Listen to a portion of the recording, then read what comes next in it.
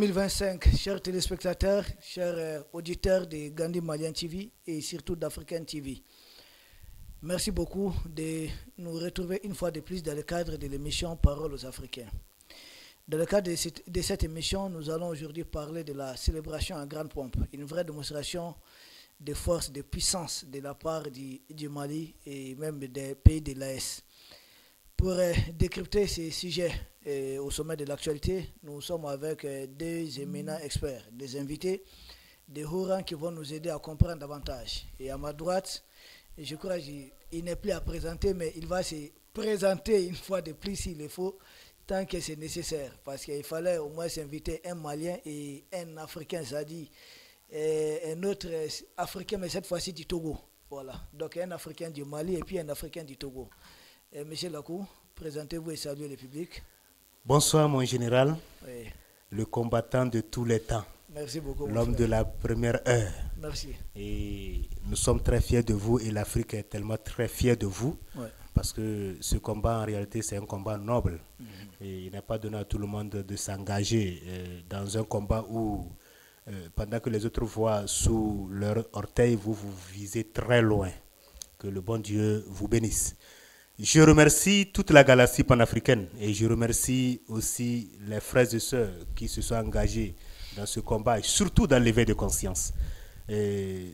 Chers frères, chers leaders, chers copanélistes, nous n'allons pas commencer aujourd'hui cette émission sans s'incliner devant les martyrs. Oui. Les martyrs aujourd'hui qui nous touchent. Et nous ne pouvons pas, en tant que vivants, dire des mots plus que ce que le bon Créateur, le Dieu méritant, a réservé pour eux. Nous saluons leur mémoire. Nous demandons au bon Dieu de consoler les cœurs de leur famille. Et ceci dit, nous sommes dans un dynamisme où nous faisons le non-retour.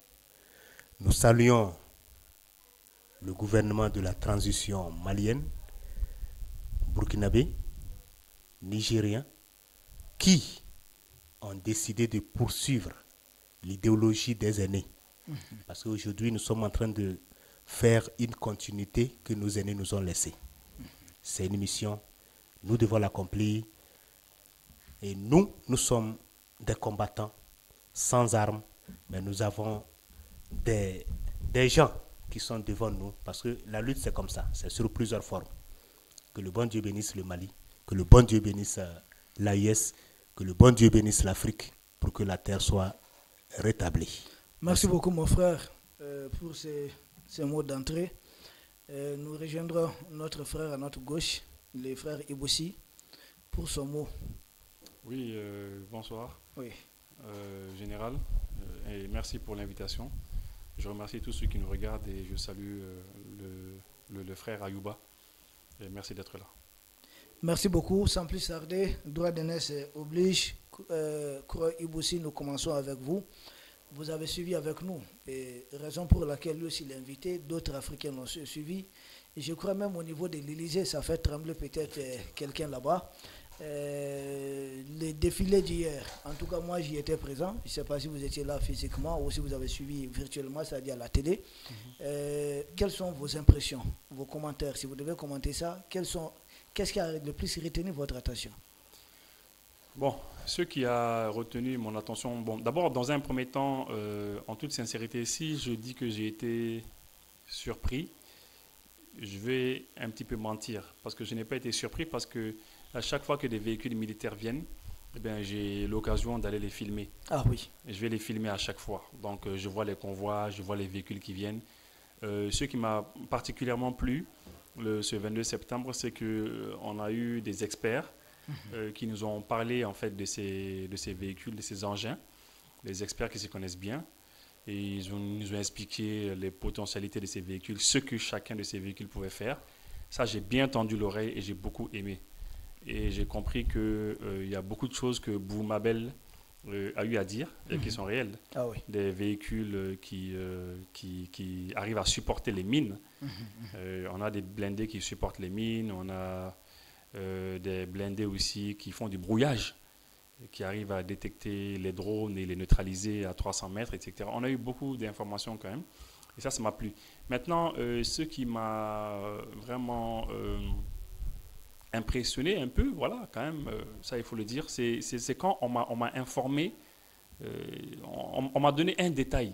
Et c'est ce détail plutôt qui m'a informé, qui m'a quand même fait plaisir. Je me suis dit que là, j'ai été vraiment impressionné par ça. Pas les véhicules, mais par les SU-24. Les SU-24 qui font... Ça vous a fait peur? Oui, bon, parce que moi, je n'étais pas présent. Ok. Je n'étais pas présent. J'ai été invité, Ok. mais je n'étais pas présent parce Physiquement. que j'avais d'autres choses à faire. Oui. Mais quand même, Mais de là où vous étiez, vous avez pu entendre ça quand même. Oui, mais les SU-24, je les entends souvent. Oh, ok. Ça fait quelques années, à peu près 1 an et demi, 2 ans, que je les entends à chaque fois qu'ils vont en opération. Il se trouve que ma maison, elle est à un endroit où les avions passent beaucoup par là-bas. Ah, ok. Et à chaque fois que les Su-24 passent, c'est la terre qui tremble. C'est la terre qui tremble. Et c'est vraiment un signe de très grande puissance.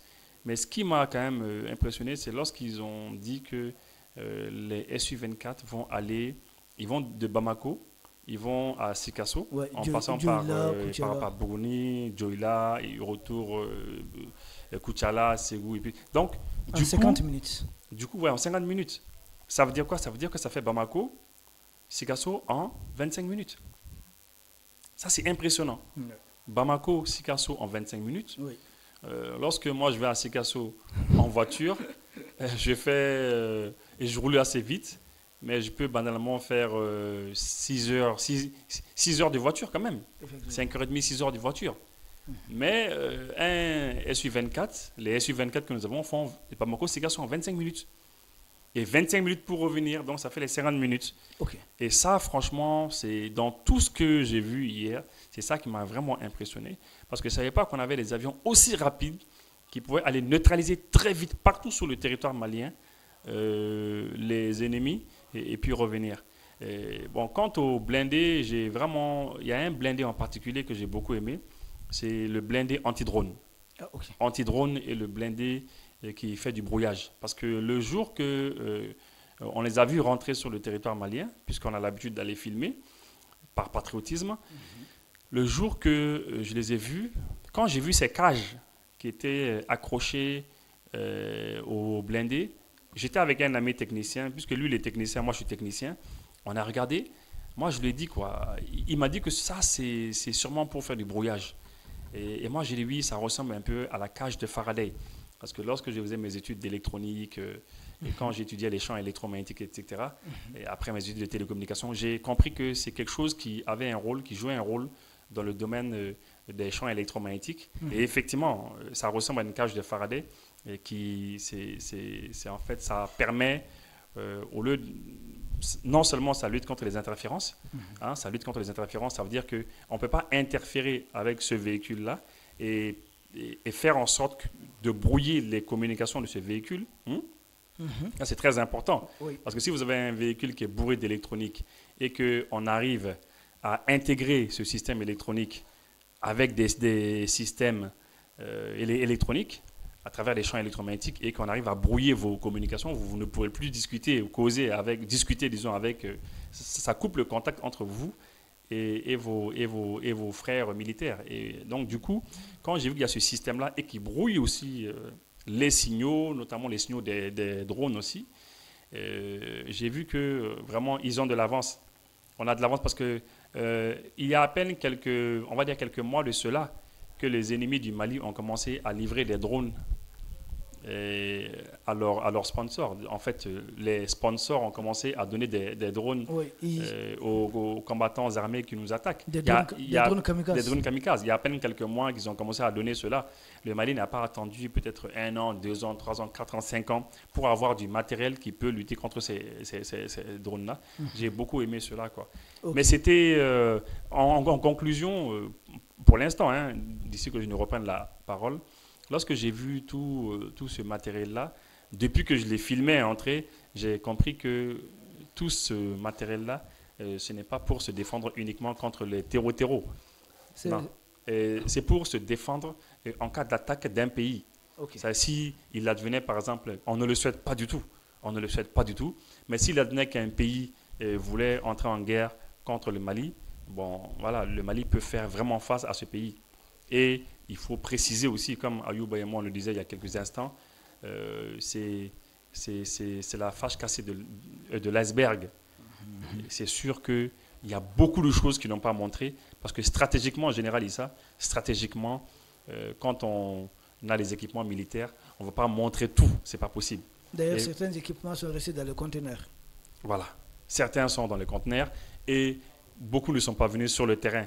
Beaucoup ne pouvaient pas venir et j'imagine il fallait aussi les cacher. On a vu des conteneurs défiler. Voilà. Mais franchement, waouh, c'est du lourd, c'est du très lourd et ça appartient aux Maliens, acheté avec l'argent des Maliens. Franchement, les militaires qui sont à la tête du pays, ils sont au sérieux, ils sont très au sérieux et c'est une grande démonstration de force. Merci beaucoup, Kouraï Boussi. Le matériel est malien, acheté avec des moyens maliens, conduit par les Maliens. Ça fait un peu beaucoup de bruit. Mon cher Ayouba, vous qui êtes leader panafricain engagé du Togo en passant par le Burkina jusqu'ici au Mali, vous avez participé à beaucoup de débats, mais c'est à quoi nous avons assisté hier. C'est une véritable démonstration de force. Moi, il est très rare que, en tout cas, avoir assisté à un tel défilé, c'est tout simplement impressionnant. Quelles sont, vos remarques, vos impressions, des commentaires, si vous avez quelque chose à dire là-dessus? Merci bien. Je remercie d'abord mon co-panéliste qui a essayé de décrire ce que les Maliens, les Africains et l'humanité a vu hier.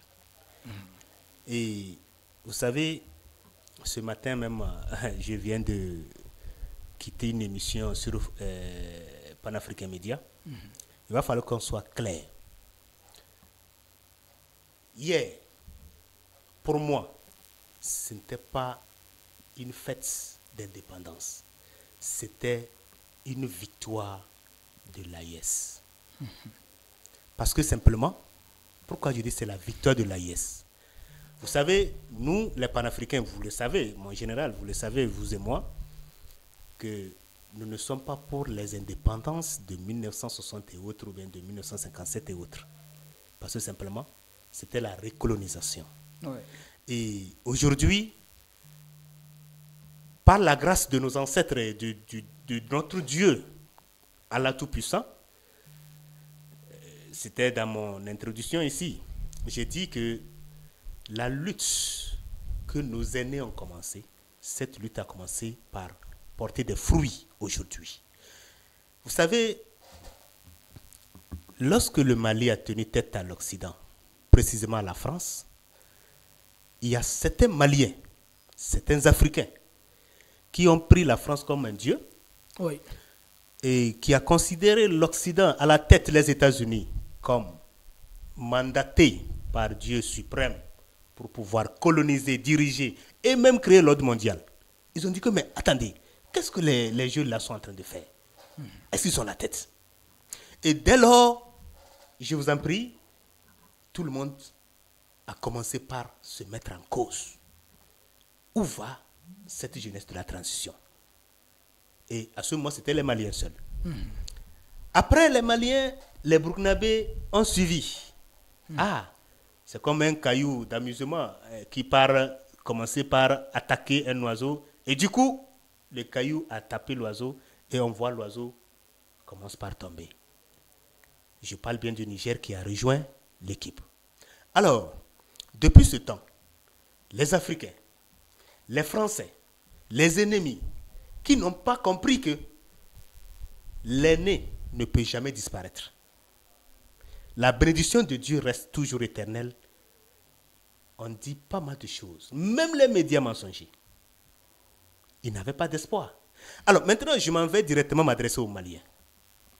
Vous savez, il fallait que hier, l'arsenal que tout le monde a vu, il fallait ça, premièrement, pour dire aux Maliens ce que la transition est en train de faire. Ça, c'est le premier point. Oui. Parce que même dans nos oreilles, nos propres parents nous ont dit non, ils sont en train de faire des chantages. Ils n'ont rien payé, ils n'ont pas d'armement, ils n'ont rien. Ils sont en train de faire ci, ils sont en train de faire ça. Ok, rien que des tapages. Bon, il n'y a rien dans le fond. Vous voyez un peu? Moi, je dis, hier, il fallait ceci, l'arsenal là, pour que les Maliens puissent savoir ce que ces jeunes sont en train de faire. Et la fois dernière, moi, j'ai dit quelque chose. J'ai dit, allons au-delà de l'image de ces jeunes. Il y a un Dieu derrière. Qui pouvait penser un jour, depuis 1960 jusqu'à présent, que le Mali pouvait un jour rêver avoir l'arsenal que nous avons vu hier? Par quel moyen? Parce que vous m'avez posé cette question aujourd'hui. Oui. C'est par quel argent? Pendant que la CEDEAO nous a sanctionné. Pendant que l'Union africaine ne dit mot. Pendant que l'ONU, qui devait quand même être garant du droit de l'homme, de la liberté et même de la souveraineté, jusqu'à présent est restée bouche bée. Alors, d'où viennent maintenant les moyens pour l'arsenal là? Voilà la question qu'il fallait se poser. Et lui et moi participé au complot aux côtés de la CEDEAO. Voilà encore un grand problème. Alors, mon cher général, je dis Dieu est derrière. Ces jeunes, pendant tout ce temps, ont dû se calmer parce qu'ils ont un objectif. Alors, donc, ceci dit, il faut savoir que tout ce que nous avons vu, en réalité, les Maliens aujourd'hui sauront que Dieu a démarré une histoire dans la vie des Maliens. Dieu a ouvert une autre page dans la vie de l'AIS. Et il faut comprendre que, comme je l'ai déjà dit, ceux qui ne croient pas en eux-mêmes, que ce soit les Maliens ou bien la population de l'AIS, ceux qui ne savent pas que quand Dieu se lève, personne ne peut le contredire et il a tous les miracles possibles, ils n'ont qu'à savoir que cela s'est passé hier sur le territoire malien. Tout ce que nous voyons, nous avons vu là, que ce soit à la télé, que ce soit en direct ou bien que ce soit sur le terrain ou pas, cela s'est passé sur le territoire malien. Le bon Dieu est derrière. Plus rien ne sera comme avant. On peut combattre les humains pendant longtemps. Mais lorsque Dieu se lève, il prend le dernier et le place au premier rang. Et il prend le premier qui se croyait le plus puissant ou bien le plus fort, pendant que Dieu ne l'a pas mandaté. Parce que n'oublions pas que le monde a été dirigé sur le faux, sur le mensonge, sur l'hypocrisie. C'est ce que je viens de citer. Ceux qui nous ont branlé, les chartes, les institutions, ont fait le contraire. Et Dieu s'est fâché. Le Mali, l'AIS continuera et rien ne peut l'arrêter. Merci beaucoup. Et aussi, nous revenons vers vous. Il a surtout salué la gestion rigoureuse budgétaire de la part du Mali, parce que ce n'était pas donné à tout le monde, avec toutes les sanctions que le Mali a eu à subir. Dire que nous avons pu acheter tout ça, ce n'est pas pris à crédit, rien, mais ça a été vraiment acheté. D'ailleurs, son Excellence, le président Assimi Goïta, dans son interview, il est revenu là-dessus. Il a dit qu'il fallait ça pour présenter surtout au moins l'échantillon de ce qu'ils ont fait avec les efforts du contribuable malien. Absolument. Cette gestion, c'est très rare de voir ça dans cette Afrique, en tout cas qu'on appelle ancienne colonie française, mais est-ce qu'il ne faudrait pas saluer ça? Ah oui, ça doit être salué. Ça doit être salué parce que, par exemple, je vous donne un simple exemple. Oui. Pour avoir une idée de grandeur du nombre de véhicules qu'il y a comme ça. Vous voyez, quand vous regardez les plaques d'immatriculation, on voit c'est marqué 01, on a 16 000, on a 16 000, le véhicule qui est face à moi, on a 16 726. Derrière, on a 16 500 et quelques. Donc, on a 16 500 et quelques, donc à 16 600, 16 700. Donc, ça veut dire que déjà, si ces nombres-là qui sont... En termes de véhicules de combat. Voilà, en termes de véhicules de combat. Si ces nombres-là indiquent, de la manière dont les nombres, là, ça a été numéroté, si ça indique le nombre de véhicules que nous avons... Un ordre croissant. Voilà, déjà c'est immense. C'est immense déjà. C'est vraiment immense. Et ça, c'est ceux seulement qui sont là. On ne parle pas d'avion. Voilà, on ne parle pas d'avion. Et puis ça, c'est les blindés. Parce que voilà, chaque véhicule est immatriculé. Donc, comme les gens le disent, c'est plusieurs milliers de véhicules que nous avons. Et derrière, vous avez 14 515. Voilà. Donc, donc il y a la série des 14 000, la série des 16 000. Et voilà, et il y a les blindés. On cherchera à comprendre pourquoi ces séries-là. Voilà, donc ça veut dire déjà que, c'est-à-dire, on a énormément de blindés, on a énormément de véhicules de combat, il y en a beaucoup. Et le fait de dire à la population, bon, écoutez, voilà, votre argent, on l'a pris, c'est dans ça qu'on l'a mis. La population hier, elle était, disons le 22 septembre, la population, elle était vraiment, ouais, c'était bien hier, hein, c'est ça. Et elle était impressionnée. On voyait les gens qui hurlaient partout, hurlaient de joie. Il y a même une équipe une web TV burkinabé qui est venue ici. Ils ont dit mais qu'ils étaient épatés, impressionnés de voir que la population était vraiment en symbiose avec les dirigeants.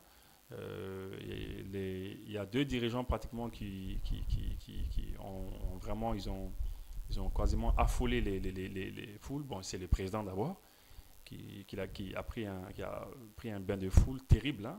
Il y avait des ovations incroyables, il faut le dire. Et il y avait le général aussi de corps d'armée, Sadio Camara, le ministre de la Défense, qui lui aussi de son côté, on se rappelle qu'il a garé son véhicule. Hein. Il a garé son véhicule un peu loin, en dehors des périmètres de sécurité. Il a garé son véhicule là-bas et il a fait une bonne cinquantaine de mètres, presque une centaine de mètres à pied. Et là, la foule a crié dans tous les sens.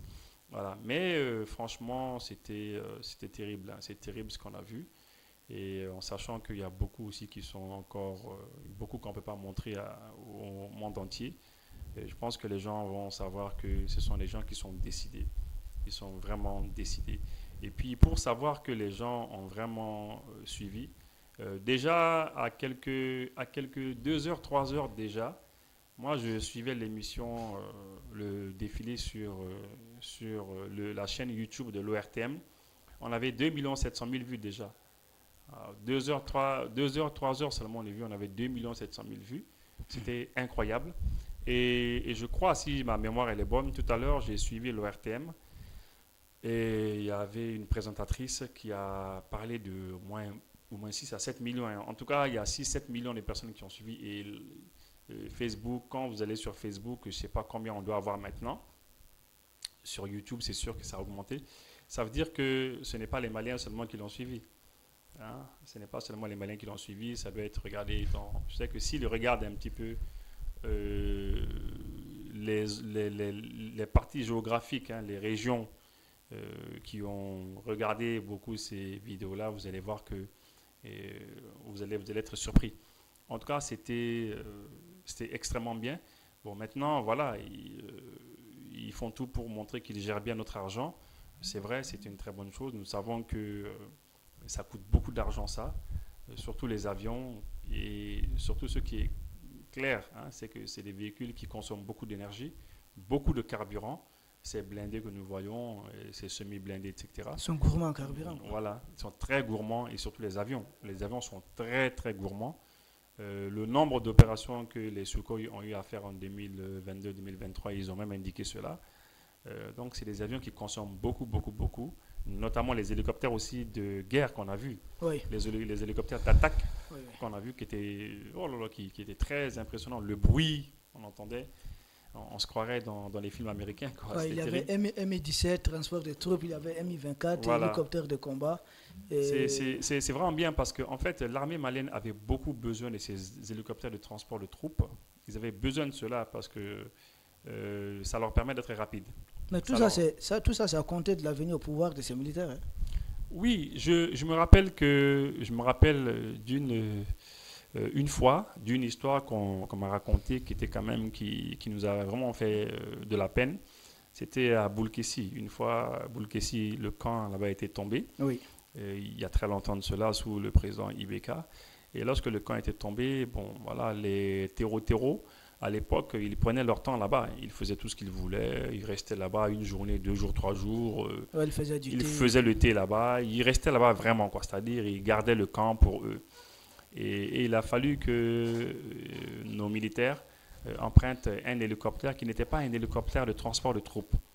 Ils étaient limités. Ils pouvaient faire descendre à peu près 9 à 10 commandos.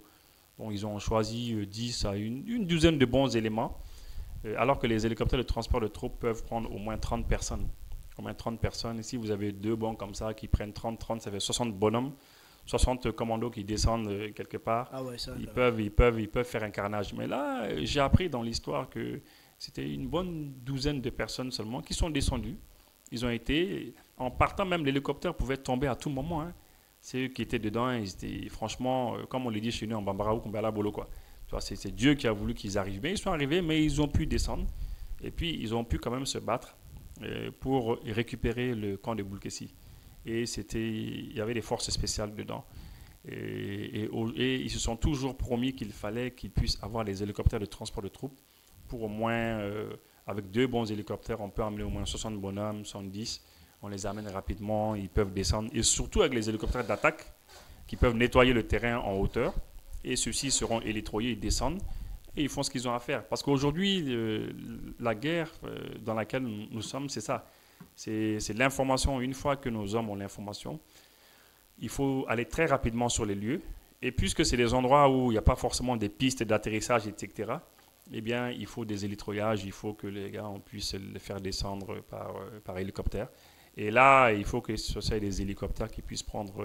C'était très, très dur pour eux. Aujourd'hui, la tâche, elle est beaucoup plus facile. Et on leur souhaite beaucoup de chance pour cette guerre-là. Okay. Une guerre sale, quand même, qu'on nous impose. Une guérilla, disons. C'est même pas une guerre, c'est une guérilla. Parce que c'est ce qu'on dit, c'est une tactique de la hyène, en fait. Ils se cachent, ils viennent, ils sortent, ils attaquent la population et ils rentrent dans la brousse, ils s'enfuient. Voilà. Et d'ailleurs, le président, son Excellence Assimi Goïta, il est revenu là-dessus. Il s'est prononcé sur ces actes, en tout cas des tactiques de guerre non conventionnelles utilisées par les terreaux, donc qui sont envoyés en mission. Et il a si bien dit qu'il y a des gens qui sont derrière ces terreaux, c'est-à-dire ce sont des gens qui sont en mission. Des sponsors. En mission, voilà, ils ont des sponsors étrangers, donc en mission pour nuire au Mali. Mais que le Mali fera cette guerre. Il a été très catégorique que c'est cette guerre, nous allons vraiment la faire. Monsieur Ayouba, votre commentaire sur la présence de son Excellence Assimi Goïta, qui est arrivé très tôt et qui est resté jusqu'à la fin du défilé, et qui après s'est assisté au défilé étant debout. Il faut vraiment être solide, dynamique pour faire cela. Un mot, à la fin, il n'a pas manqué en tout cas de condamner le fait qu'il y a des pays qui sont derrière ces terroristes mercenaires, mais que le Mali répondra de façon très ferme et que ces équipements, c'était une façon de rassurer les populations maliennes que les fonds publics sont bien utilisés. C'était une façon de montrer ça publiquement. Vous avez un commentaire sur la présence de son Excellence Assimi? Merci beaucoup. Je vous ai dit que le bon Dieu est derrière. Vous Oui. savez, lorsque Dieu choisit quelqu'un, il le dote de tous les pouvoirs. Et les gens ont l'habitude de le dire, que même depuis 1960, c'est Dieu qui choisit nos dirigeants. Oui. Mais on se pose la question, est-ce que c'était vraiment Dieu qui a choisi ses dirigeants? Pourquoi jusqu'à présent? Pourquoi c'est maintenant? C'est la question qu'on doit se poser. Alors, ceci dit, il faut savoir que nous avons un garçon. Moi, j'ai fait juste une petite analyse ici dès le départ. J'ai dit, est-ce que quelqu'un pouvait tenir en Afrique, après avoir éliminé, faire taire tous les révolutionnaires, tous les panafricains, qui pouvait tenir la tête contre la France? Ne prenons pas ça à la légère. En tout cas, Mais- Sylvianus Olympio assassiné, Modibo Keïta renversé puis assassiné après. Thomas Sankara. Thomas Sankara assassiné, Lumumba dans des conditions encore qu'on ne veut même pas décrire. Mais Horrible. tout récemment, le président Gbagbo, déporté à la haie. Vous voyez un peu. Donc, moi, je dis que c'est Dieu qui nous a envoyé ces gens. Parce que, en réalité, lorsque Dieu envoie quelqu'un, il le donne de tous les pouvoirs. Il ne faut pas négliger ça. Donc, Assimi Goïta est un envoyé de Dieu. C'est pourquoi sa santé, leur santé, parce que tenez-vous bien, il faut que nous essayions, parce qu'aujourd'hui, nous sommes en train de rendre hommage à une équipe. Nous saluons le courage, la détermination d'une équipe et non d'une tête. Quand bien même que lorsqu'il y a un État, il doit avoir un président. Mais ce président n'a pas travaillé seul. Donc, en réalité, nous sommes fiers de notre Créateur, Dieu Tout-Puissant, qui nous a envoyé un leader, un jeune vaillant, un jeune rempli d'énergie, un jeune à chaque fois qui doit écouter, réfléchir. Parce qu'en réalité, nous avons deux ennemis. Et là, je vais directement attaquer le deuxième sujet, la deuxième question. On a deux ennemis. On a l'ennemi de l'extérieur et l'ennemi de l'intérieur. Oui. Et aujourd'hui, lorsque vous voyez l'arsenal là, il y a une vieille Akati Koko qui m'a posé la question, mais vous êtes des panafricains. Dites-moi, tout ça là, c'est contre les Maliens ou bien c'est pour faire quoi avec ça au Mali? Est-ce que ça là, il n'y a pas une autre vision derrière? J'ai dit, maman, nous avons trop d'ennemis. Et du fait que l'Occident s'est organisé, l'Occident tout entier, leur équipe, ils se sont organisés contre l'Afrique, c'est comme ça qu'ils vont aussi croiser les Africains sur leur chemin. Alors, ceci dit, je m'en vais directement utiliser votre plateau et réveiller la conscience de certains Maliens. S'ils nous écoutent, ils n'ont qu'à prendre conscience. Vous savez, il y a ce qu'on appelle l'esprit de complaisance. Parce que les politiques, les politiciens, la politique a transformé certains Africains. Donc du coup, ils ont pensé qu'un homme, c'est lorsque tu peux tout faire pour toi, pour ton ventre, et pour ta famille, ou bien pour tes proches. Non, ce n'est pas ça. Les raisons pour lesquelles Dieu nous a créés sur la terre, ce n'est pas ça la raison. Alors je m'en vais dire ce que son Excellence a dit hier. Beaucoup de personnes sont derrière les terroristes. Aujourd'hui, les ennemis de l'intérieur sont plus dangereux que les ennemis de l'extérieur. Parce qu'avec l'arsenal que nous avons là, aucun président de l'Occident ne va s'hasarder à dire qu'il va attaquer un pays de l'AES encore. Il n'y en a pas. Ils n'ont même pas d'avion. Voilà, d'abord, ils ont des problèmes de leur monnaie. Il y a un problème de dédollarisation qui est là. Ce n'est pas le sujet d'aujourd'hui. Alors, donc c'est pour vous dire que les guerres qu'ils ont déclenchées partout là. Ils sont submergés même. Ah mais, tu ne peux pas déclencher les guerres partout et dire que tu es encore en état de force. Tu es en train de te détruire. Parce qu'aujourd'hui, il faut comprendre que l'Occident ne peut pas faire des réparations depuis le temps colonial jusqu'à présent. C'est pourquoi ils sont prêts à mourir. Et là, j'interpelle les Africains. Parce que lorsqu'il y a un problème, il faut voir chez toi. Est-ce qu'il n'y a pas des gens qui n'ont pas compris l'enjeu de la lutte? Pourquoi nous luttons? Aujourd'hui, beaucoup de personnes se disent, bon d'accord, on est là, on va les voir. Il faut activer les jeunes qui n'ont pas compris qu'en réalité, la vie, ce n'est pas ce que on les place de faire ou bien on les oblige à faire, mais la vie, c'est l'amour, le pardon et le système de vivre ensemble. Qu'est-ce que je veux dire par là? Vous savez, chaque fois lorsque nous entendons des attaques, moi personnellement, ça me fait mal. Parce que sur le terrain, c'est les Noirs, c'est nos frères qui tombent. Que ce soit dans le camp de nos frères combattants, que ce soit dans le camp des ennemis qui n'ont pas compris. D'abord, c'est les Africains qui meurent. Et pourquoi? Pourquoi c'est les Africains qu'on doit utiliser jusqu'au XXIe siècle pour aller contre les Africains? C'est parce qu'on nous a aliénés quelque part. C'est parce qu'on a compris que, c'est-à-dire certains ont compris que en réalité c'est leur ventre d'abord, leur famille d'abord et leur intérêt d'abord. Vous croyez que ces jeunes-là, les jeunes de ces trois pays-là, ne pouvaient pas accepter vendre l'Afrique quand ils sont venus? Pour leur ventre, pour leur intérêt, ils pouvaient le faire. C'est ce que je dis. Ils sont en train d'aller au-delà de l'imagination des humains. C'est pourquoi aujourd'hui, on a ce résultat. Alors, comment se fait-il que les Africains, jusqu'au XXIe siècle, vont accepter la corruption?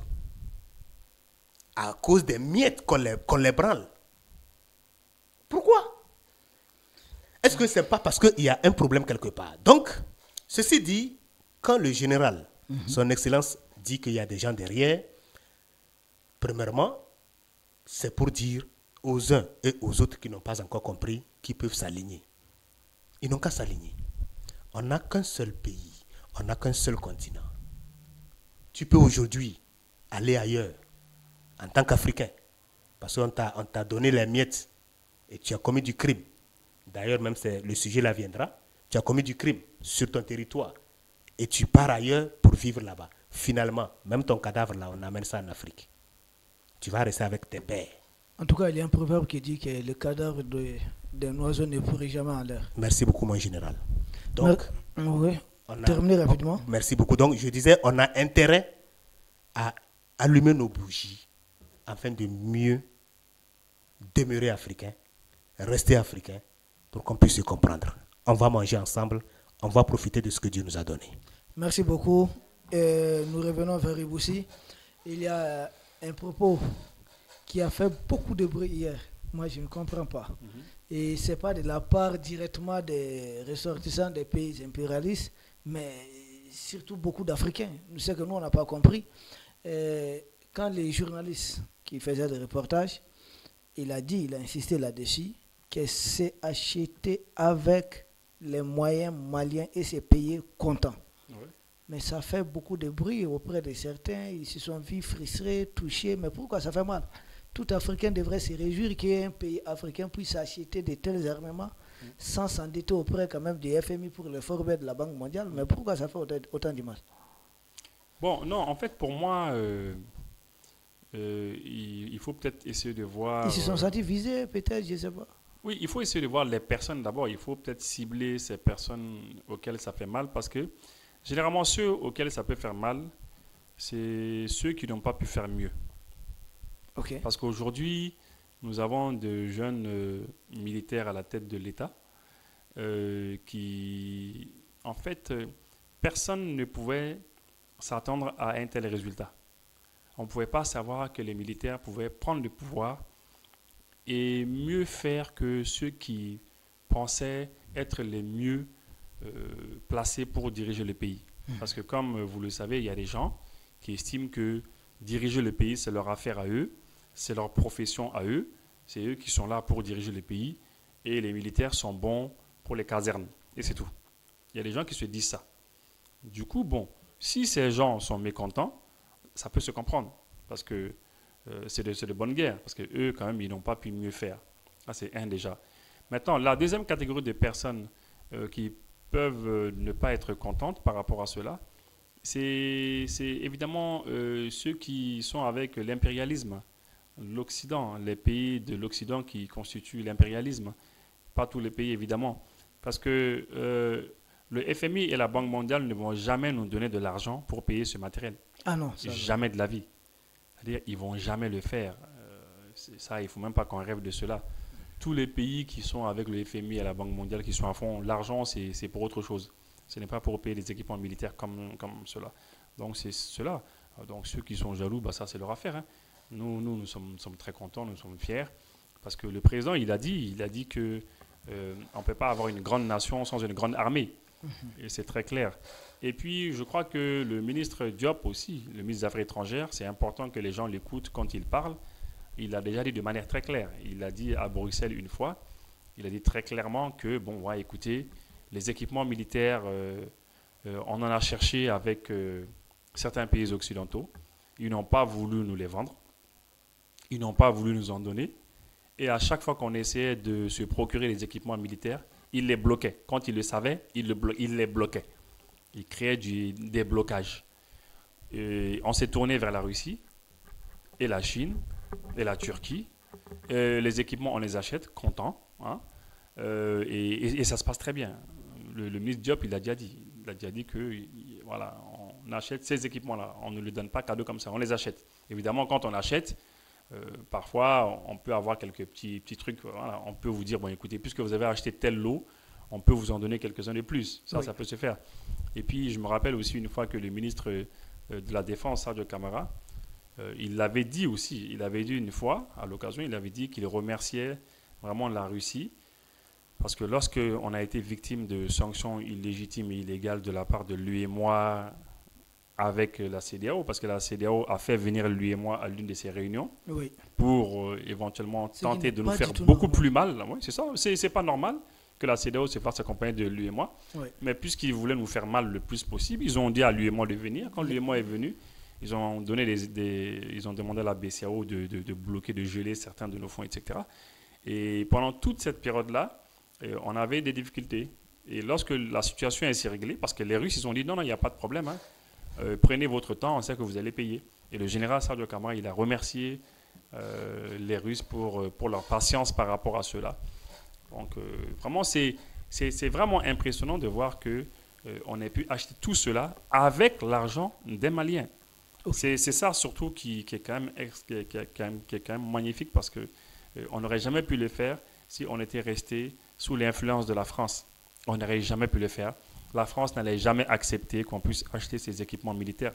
Elle qui est en difficulté aujourd'hui. La France n'a même pas de munitions. Ils n'ont même plus de munitions aujourd'hui parce qu'ils ont voulu aller aider les Ukrainiens dans leur guerre. Il y a des experts français qui ont dit qu'on n'a pas assez de munitions. Qui ne peut pas tenir au-delà de 3 jours. On ne peut pas tenir. C'est un pays qui n'a jamais pu tenir plus de 3 jours dans les guerres sérieuses. On se rappelle que lorsqu'ils se sont engagés en 2011 en Libye, la guerre en Libye a duré 7 mois. La France, elle a tenu une seule journée. 24 heures, tout ce qu'ils avaient, ils ont tout tiré. Ouais. Ils ont tout tiré et le reste des 7 mois, c'est les États-Unis qui leur ont donné les munitions, tout ce qu'il fallait tirer. Donc, ils ne vont pas accepter que nous, on ait payé ces équipements militaires. Alors qu'on en a besoin pour défendre notre pays, pour défendre nos mères, pour défendre nos pères, pour défendre nos enfants. Mais c'est la France même le problème. Mais bien sûr, c'est eux le problème. Aujourd'hui, c'est eux qui sont en train de nous envoyer les terreaux. C'est eux qui le font. Ils le font, ils ne s'en cachent pas. Et ils font la publicité des terreaux. Le 22 septembre, ils ont essayé même de gâcher notre fête avec France 24 et RFI. Ils ont commencé à dire, oui, écoutez, ils sont en train de fêter leur fête d'indépendance. Au même moment, il y a des terreaux ici, il y a des terreaux là. Oui, c'est vous qui les envoyez, on le sait. Vous les envoyez chez nous. Vous les financez. C'est pour ça qu'on a... Ils font leur communication. Ouais, ils font leur communication. Les seules chaînes aujourd'hui qui invitent les terreaux sur leur plateau, c'est France 24 et TV5 et RFI. Ce sont les médias français qui les invitent chez eux. Hein? Et nous, on a eu des informations. L'État malien, si vous voyez qu'on les a convoqués, on veut une réunion spéciale aux Nations Unies, mais c'est pourquoi? C'est parce que l'État a eu des preuves formelles qu'ils fournissent des renseignements, ils fournissent du matériel à ces terreaux. Ils influencent certains pays de la sous-région pour laisser passer du matériel pour ces terreaux. Et on le sait. Voilà. Donc c'est contre eux en fait que nous sommes en train de se battre. Oui. Ils s'acharnent contre nous, ils sont acharnés simplement parce qu'on a dit, bon, on ne veut plus de votre influence. Nous, on veut du partenariat. Hein? Nous sommes en 2025, c'est le partenariat. Gagnant-gagnant. Gagnant-gagnant sincère. On ne veut plus de gens, je suis influent, de l'influence, ceci, cela. Non, on ne veut plus de cela. Et ils sont en train de s'acharner. Mais il y a des généraux français qui l'ont dit sur LCI. Il y a des généraux, il y a des hommes publics, des hommes politiques publiquement qui l'ont dit. Ils ont dit qu'ils vont nous faire payer cela. Qu'ils vont nous le faire payer. On se rappelle, même le Niger aussi a été menacé comme ça. Hein? Donc, on le sait, c'est eux qui... des fois, tellement ils ont la rage, ils le disent sur leur plateau, on va vous faire cela, puisque vous avez décidé de vous évader, de partir, vous allez voir ce qu'on va vous faire. Et c'est eux qui sont en train de le faire. Et nous le savons, et c'est la raison pour laquelle on est en train de se défendre. Les chameaux qui se moquent de la bosse du dromadaire. Vous vous souvenez de cette phrase? Effectivement. Pourquoi les partisans des chameaux sont aussi frustrés, fâchés, tout simplement parce que notre journaliste a dit que c'est de l'argent malien, c'est-à-dire c'est des moyens maliens, que ce n'est pas acheté à crédit. Monsieur Ayouba. Vous savez, il y a un général américain qui était venu et accusé eBay. Michael Langlais. Merci beaucoup. Il a dit quoi? En réalité, ils étaient là il y a de cela 100 ans. Ils sont repartis. Mais il faut qu'ils reviennent encore pour régner pendant 100 ans. Ça veut dire que quoi? C'est des gens qui n'ont jamais pensé, d'abord même tout récemment, Sarkozy a dit ça, que les Africains ne sont pas rentrés dans l'histoire. Qui pouvait penser que le Mali peut s'organiser de la sorte. Et je ne vais pas te couper, lui Sarkozy, je dois répondre vraiment à ça parce que c'est un monsieur très malpropre qui a fait beaucoup de mal à l'Afrique. Lui Sarkozy, il est entré très mal, de façon très très négative dans l'histoire. Aujourd'hui, je crois qu'il a des bracelets électroniques et autres choses. Et l'Afrique continue son chemin. Nous sommes en train de nettoyer les terroristes qu'il a fait débarquer depuis la Libye. Continue. Merci beaucoup, mon général. Est-ce que le gars là devait vivre encore dehors? Non, c'est pourquoi on s'est retiré de leur famille CP, mais on va Merci on va beaucoup. arriver. Voilà, d'accord. Ça. Donc, c'est pour vous dire qu'en réalité, le problème est simple. Ils n'ont pas cru aux Africains. Parce qu'ils ont raison. Hein.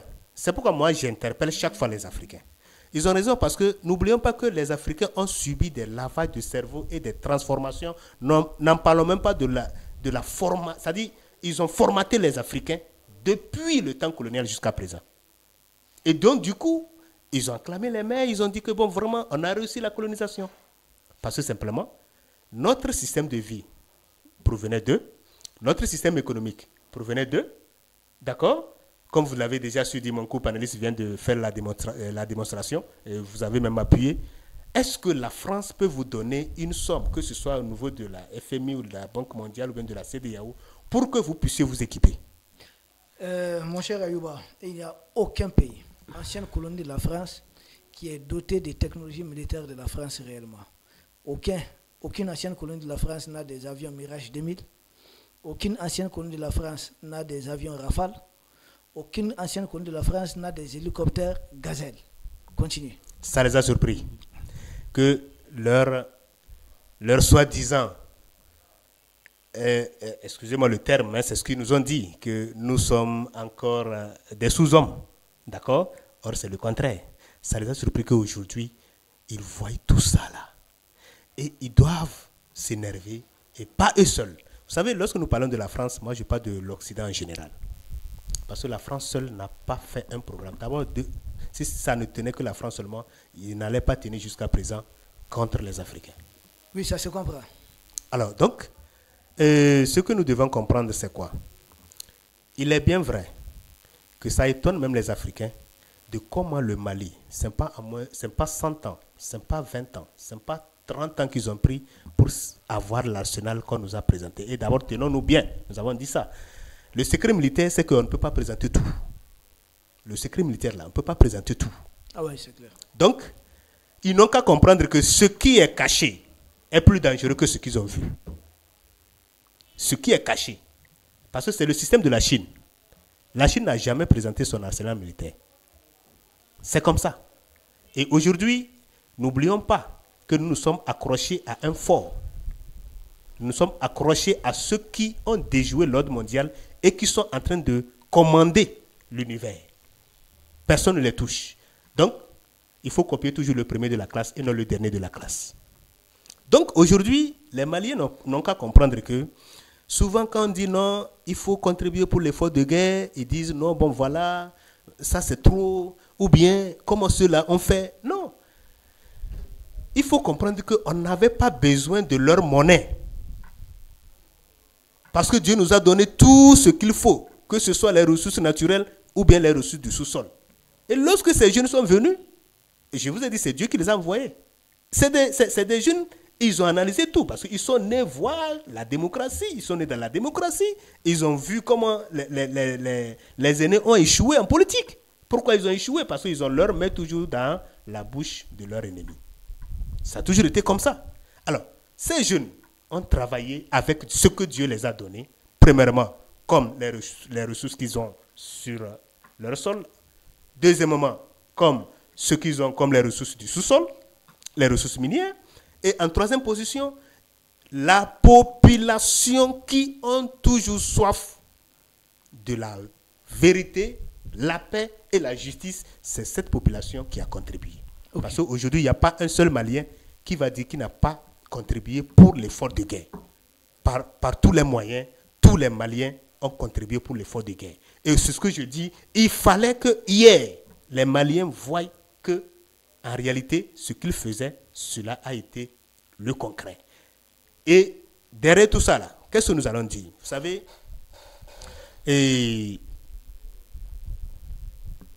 l'ordre mondial jusqu'à présent n'est pas arrêté. Et lorsque le feu brûle chez ton voisin, cherche de l'eau pour garder à côté de toi. Parce que si sa barbe est en train de brûler là, ou bien sa maison brûle là, quand ça va quitter directement, ça peut tomber chez toi. Nous savons très bien que tout ce qui se passe dans le monde entier là, leur objectif c'est l'Afrique. Alors pourquoi ne pas s'armer? Parce que qui veut la paix prépare la guerre. Merci beaucoup, mon général. Oui, je voulais juste ajouter quelque chose qui, quand même, à mon sens, est très important. C'est la réaction, en fait, des militaires dans les pays de la sous-région. Parce que dans les pays africains, il y a les militaires. Et ces militaires-là et nos militaires discutent entre eux. Ils échangent parce qu'ils se rencontrent souvent sur des sites de formation, etc. Dans certains pays où ils sont en formation commune. Et ils discutent beaucoup. Ils discutent et j'ai eu des informations qui sont telles que il y a des militaires dans certains pays de la sous-région qui ont été épatés. Ils l'ont dit clairement, hein, ils ont dit clairement à nos militaires que franchement, les Maliens, ce que vous faites, c'est ça la vérité. Bien qu'il y a des fois des gens, notamment des activistes qui sont sur les réseaux sociaux, qui racontent n'importe quoi et tout, ils disent tout et voilà. Mais il y a des militaires qui l'ont dit. Ça sont des ventriloques. Voilà, non, eux, ils ne comprennent rien. Les militaires même qui sont chargés de la défense des pays, il y a beaucoup de la sous-région qui ont félicité les Maliens. Ils leur ont dit, écoutez, nous sommes des militaires de tel et tel pays, on ne peut pas parler, c'est la grande muette, mais franchement, nous savons ce que nous avons et nous avons vu ce que vous avez. Et en toute sincérité, ils sont vraiment fiers. Et voilà, bon, après, il ne faut pas que ça leur donne certaines idées, quoi. Mais ils sont Pourquoi très ça ne fiers. doit pas leur donner certaines idées? Voilà, bah après, ça c'est autre chose. Je vais Mais essayer, quand même, il y a beaucoup parce qui... que le général vient de poser une question. Je vais lui répondre pour que vous compreniez. Je vous donne un exemple. Moi, j'ai travaillé dans l'assurance au Burkina Faso pendant plus de 5 ans. Et vous savez, dans l'assurance, nous travaillons avec les militaires pour leur assurance vie. Mais quand nous rentrons dans les bureaux des généraux ou bien des colonels, ils nous disent, mes frères, il va falloir que vous nous aidiez un jour à pouvoir nous doter de l'arsenal nécessaire pour défendre nos États. Un militaire, c'est quoi? C'est l'arme, non? Mais vous allez voir des militaires qui sont sur le terrain qui n'ont pas d'armes pour pouvoir se défendre. Ouais. Pendant que l'ennemi vient avec les armements très lourds. Ouais. Mais il faut qu'on soit clair. Ouais. Ceux qui sont en train de féliciter aujourd'hui ce qu'ils ont vu là, mais attendez, c'est des gens qui affrontent la mort en face. Ouais. Ils affrontent la mort en face tous les jours. Je vous dis, il y a que ce soit dans tous les autres pays, d'accord, de l'Afrique, où ils sont en train de vivre sous la force du colonialisme là. Tenez-vous bien, nous avons des garçons en Afrique. Il y a des gens qui n'ont que des armes de la Première Guerre mondiale qui ne donnent pas. C'est ça. C'est vrai. Ils sont là. Et ce que je vous dis là, ce n'est pas parce que je parle. C'est des militaires qui témoignent devant nous. Oui, mais attendez. Qui faut-il blâmer? Parce qu'un militaire qui sait qu'il est réellement désarmé par certaines politiques, c'est-à-dire pour qu'un président, généralement, les présidents qu'on appelle occidentalement élus, pour qu'ils acceptent de ne pas armer ou équiper leur armée réellement, ils tiennent cet ordre, ce n'est pas une autorisation, ils tiennent cet ordre de l'Élysée, ou bien du Quai d'Orsay, ou bien de la cellule Afrique au niveau de l'Élysée. Et des officiers supérieurs ou des officiers généraux qui ont connaissance, qui ont conscience, qui savent qu'il y a un complot, c'est dicté depuis Paris, quelque part, que les pays ne doivent pas s'armer et qui osent conduire les enfants d'autrui, leurs soldats, à la boucherie. Nous pouvons comprendre qu'un militaire tombe, qu'il soit bien équipé, il a été bien renseigné, mais la réalité de la guerre, c'est la guerre aussi. Mais là, on peut comprendre certaines choses. Mais qu'un militaire tombe tout simplement parce qu'il n'a pas d'armes ou bien il n'a pas suffisamment de munitions, ça c'est dû à certaines politiques. Et qu'un officier se déploie, se résume à se coincer dans les 4 murs de son bureau pour parler à un civil, écoutez, on souffre, on fait comme ça, c'est que cet officier n'est pas garçon. D'accord. Il a les devoirs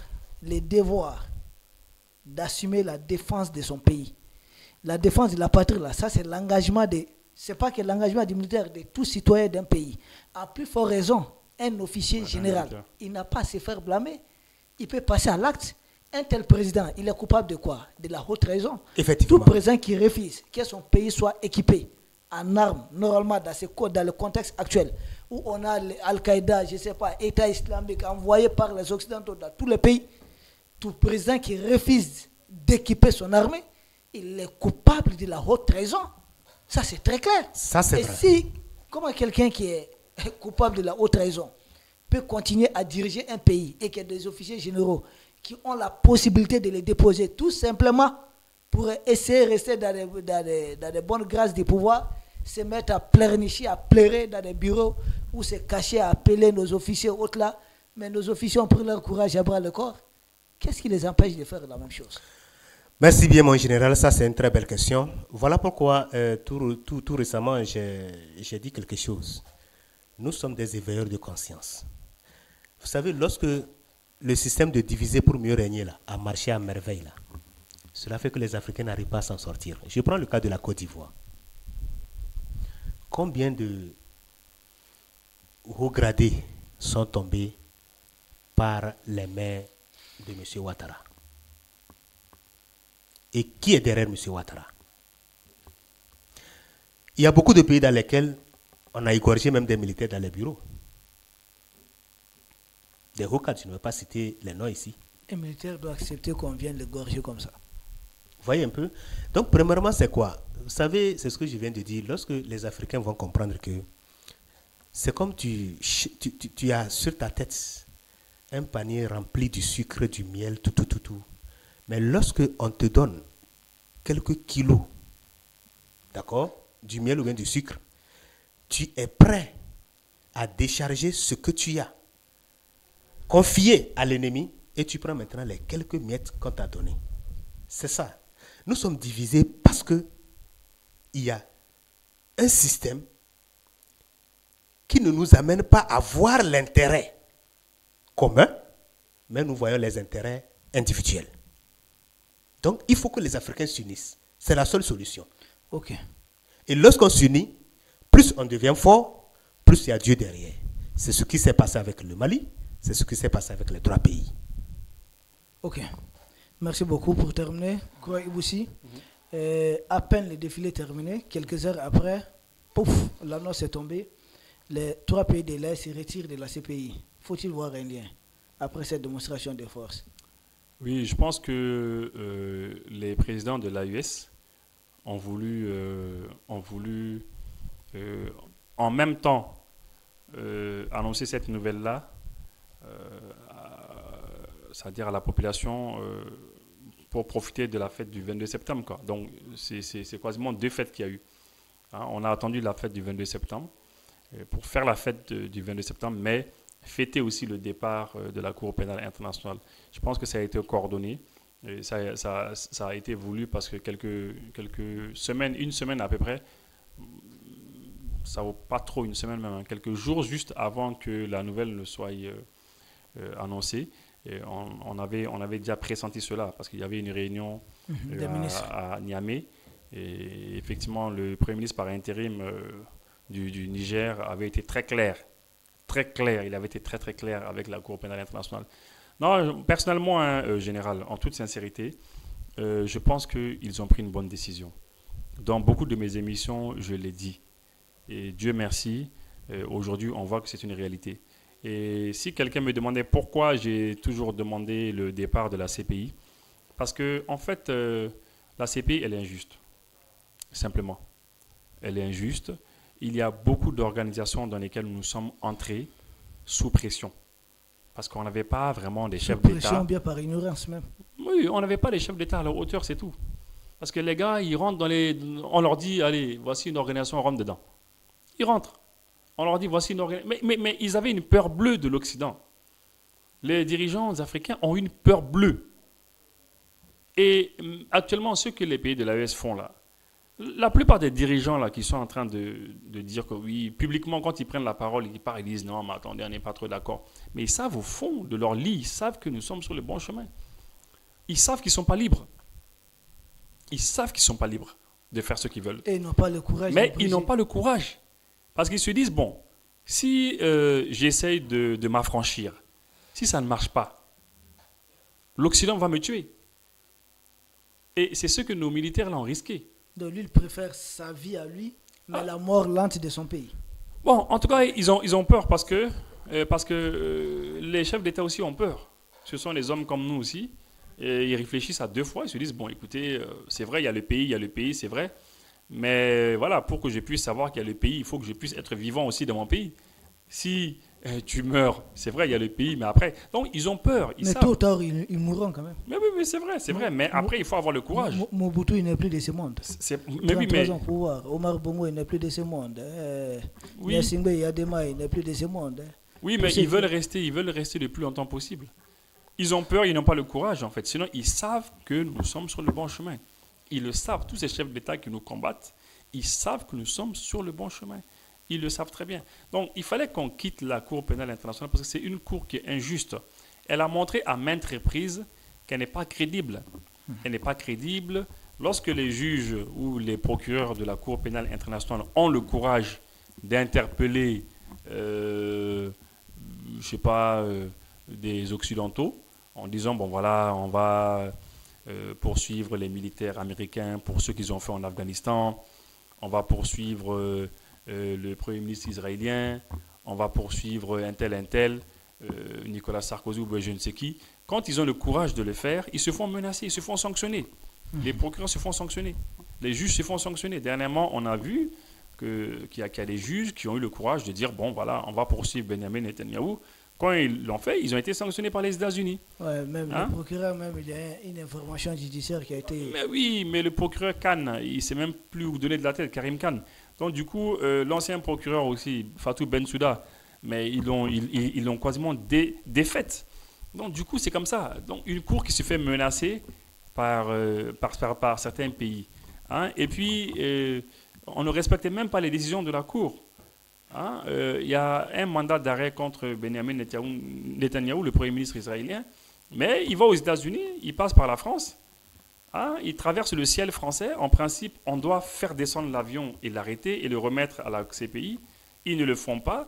Benjamin, il va aux États-Unis tranquillement. La même France qui appelle à arrêter Poutine. Et la même France qui dit non, si Poutine il passe, il faut l'arrêter. Mais c'est n'importe quoi. Donc du coup, on a compris que la CPI, c'est n'importe quoi. C'est la raison pour laquelle les États-Unis, ils ne sont pas dedans, les Russes ne sont pas dedans, la Chine n'est pas dedans. Ils s'en fichent carrément. La CPI, elle devait poursuivre pour ce qui s'est passé en Libye. Elle n'a poursuivi personne. En Afghanistan, je l'ai dit à un instant, en Irak, elle ne peut pas poursuivre certaines personnes.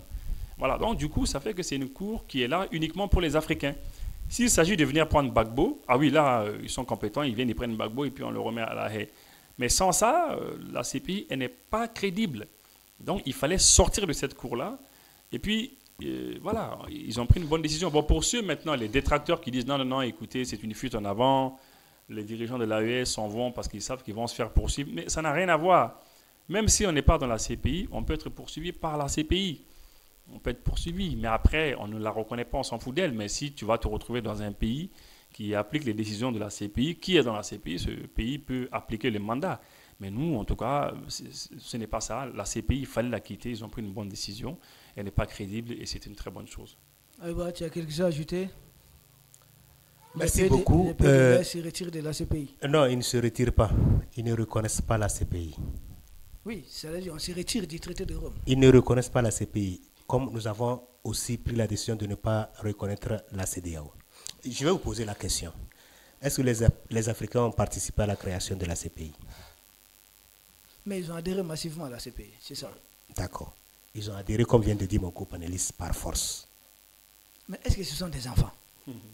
Vous savez, mon général, quand bien même que aujourd'hui nous avons la grâce et la chance de parler, vous savez, avant ce n'était pas facile comme ça. Oui. Il faut qu'on soit clair. À un moment donné, il ne faut pas oublier l'histoire. Et nous venons des pays où il y avait tellement une surveillance de l'Occident en collaboration avec les sous-préfets à haut niveau.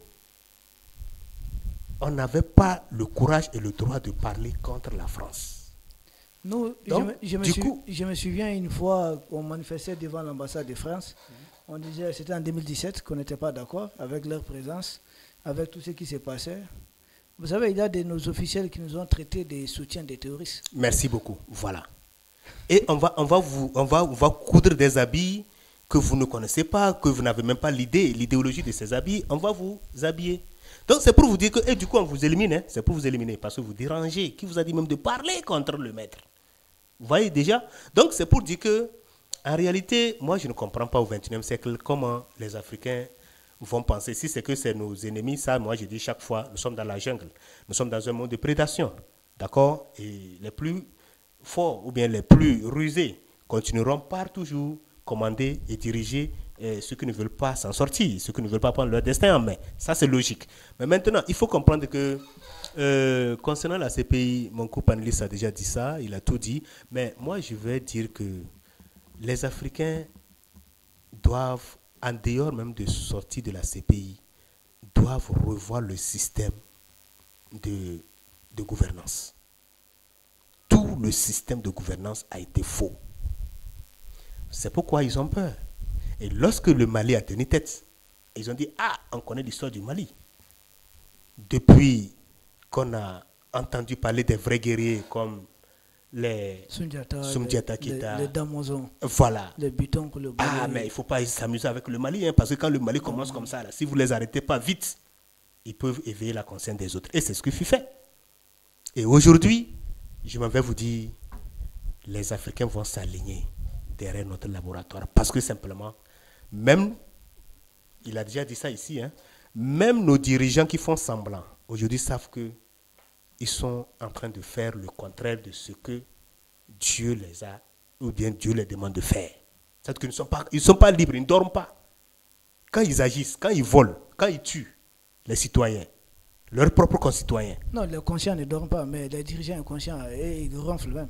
Mais vous savez, Thomas Sankara a dit quelque chose. Il y a un dernier juge qui est suprême, la conscience. On peut traverser les tribunaux comme on veut, mais lorsqu'on arrive à ce tribunal-là, quel qu'en soit ce que tu es là, il y a quelque chose qui va te travailler. Alors, donc, ceci dit, l'Afrique doit reviser le système de gouvernance et pour qu'on puisse occuper la place qu'on nous a volée. Les premiers hommes sur la terre, c'est nous devons diriger la terre avec la paix, la justice et pouvoir maintenant créer le paradis qu'on nous a vendu pendant longtemps, qu'après la mort, il faut souffrir, il faut être esclave et après la mort, tu vas aller au paradis. Non, je pense que le paradis, c'est les Africains qui doivent préparer ce paradis. Et pour pouvoir atteindre cet objectif, Dieu nous a aidés. Nous avons créé notre laboratoire qui est en train de porter les fruits et c'est des fruits que toute l'humanité en a besoin. Parce qu'aujourd'hui, le monde brûle partout. Les mêmes qui ont brûlé l'Afrique, ce sont les mêmes qui sont en train de brûler ailleurs. Okay. Donc le Mali aujourd'hui est prêt. Quelles qu'en soient les attaques de l'intérieur ou de l'extérieur, le Mali est prêt, l'AES est prêt. Parce que n'oubliez pas, ça c'est le Mali qui a présenté son arsenal. Est-ce que nous avons vu l'arsenal du Burkina Faso? Est-ce que nous avons vu l'arsenal du Niger? Vous savez, nos partenaires sont aussi les mêmes hommes que nous. Ils ont les mêmes visions que nous. Ce sont des conservateurs, ce sont des gens qui respectent Dieu, ce sont des gens qui veulent protéger la planète Terre et ce sont des gens qui aiment la paix. Et pour cela, nous sommes ensemble, nous irons ensemble avec tous ceux qui veulent la paix, tous ceux qui veulent la reconstruction de la planète Terre. Merci beaucoup. L'émission arrive à son terme. Et votre mot de la fin? Oui, mon mot de fin, c'est d'abord vous remercier de m'avoir invité sur ce plateau ce soir. Je suis très content. Et vous savez, moi je dis, la lutte que nous sommes en train de faire, même si aujourd'hui je quitte le monde, c'est que je sais que j'ai porté un fruit. Si le général Assimi Goïta quitte le monde, c'est qu'il sait qu'il a apporté un fruit à l'Afrique. Si Ibrahim Traoré, Tiani, vous, nous, qui avons décidé de reconquérir l'Afrique, de récupérer l'Afrique, si aujourd'hui nous quittons le monde, c'est que cette lutte va toujours continuer jusqu'au sommet. Vive le Mali, vive la transition, vive l'AES pour que vive l'Afrique et l'humanité. La patrie ou la mort, nous vaincrons. Croyez aussi votre mot de la fin? Non, c'est surtout les encourager. Les dirigeants de l'AES, on les encourage et qu'ils continuent comme ça. Et que les peuples continuent à les encourager. Et puis, ça va y aller, Inch'Allah. Merci. Inch'Allah, ça va aller. Nous vous remercions, peuple d'Afrique, vous qui avez été nombreux à nous suivre.